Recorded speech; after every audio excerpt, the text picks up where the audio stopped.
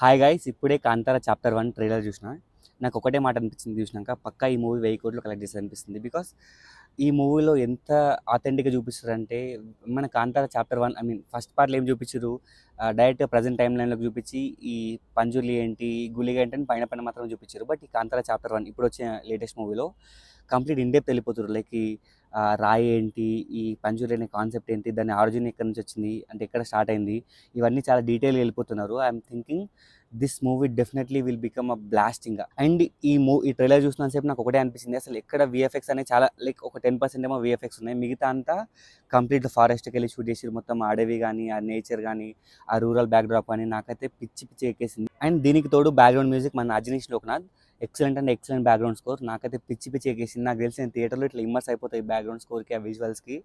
ఇంకా బయటడానికి నాకు కొన్ని డేస్ పట్టేసేమో కాంతారా ట్రైలర్ కాంతారా మూవీ నుంచి. So I'm expecting a great experience from this movie.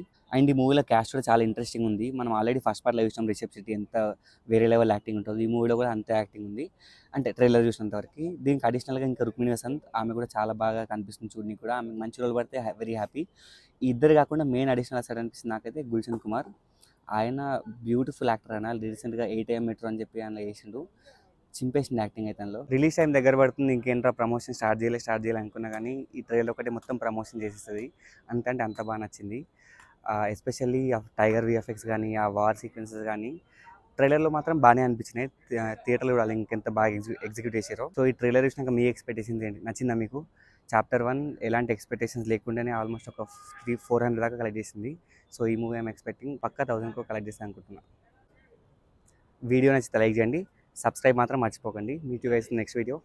Signing off.